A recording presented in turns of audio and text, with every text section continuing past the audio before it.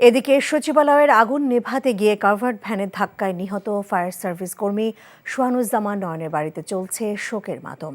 এ ঘটনায় ঘাতক covered van চালকের শাস্তির দাবি জানিয়েছেন পরিবার ও তার স্বজনরা। একই সাথে অভিযোগ আইন শৃঙ্খলা বাহিনীর অবহেলারও। এই ঘটনায় গাড়ি চালক ও হেলপারকে আটক করা হয়েছে।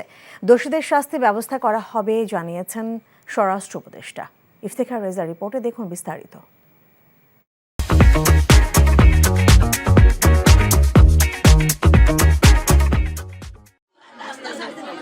বৃহস্পতিবার সকালেই ছুটিতে গ্রামের বাড়ি যাবার কথা ছিল সোহানুজ্জামান নয়নের, কিন্তু মধ্যরাতেই সচিবালয়ে আগুনের খবরে ডাক পড়ে তারও।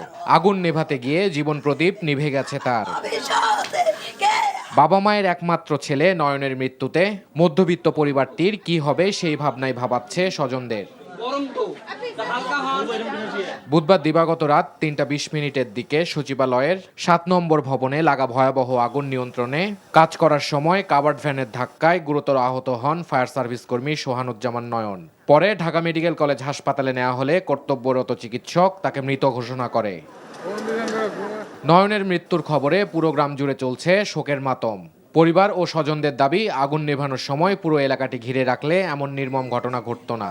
এ সময় ঘাতক চালকের শাস্তির দাবিও জানান তারা। ওখানে আগুন নিভেছে, কিন্তু আইনের লোকেরা কেন করে বাধা দেয়নি? ট্রাক কেন আসছে? ট্রাক কেন আমার ভাই চাপা মারি দিছে? আমরা যথেষ্ট বিচার চাই এটার।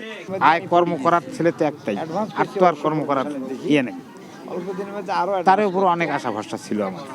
হ্যাঁ, তো এখন তো আমার তো এই আর যে গাড়ি মারা গেছে বাড়ি ধাক্কা দিয়ে, তার সুবিচার আমি চাই। স্বজনদের প্রত্যাশা, পরিবারের পাশে থাকবে সরকার। এত বড় একটা ব্যাপারে সে পাড়ি দিতে গিয়ে সরকার প্রশাসনিকভাবে তাকে সেফটি দেওয়া হলো না, রোড ব্লক করে তাকে সেফটি দেওয়া হলো না। আমাদের এখানে কষ্টের জায়গাটা তৈরি হয়ে গেছে। এদিকে সোহানুজ্জামান নয়নের নিহতের ঘটনায় ব্যর্থতা স্বীকার করেছেন স্বরাষ্ট্র উপদেষ্টা। আমরা ট্রাক চালককে ধরে ফেলছি এবং তারা আমরা আইনের আওতায় অবশ্যই নিয়ে আসবো।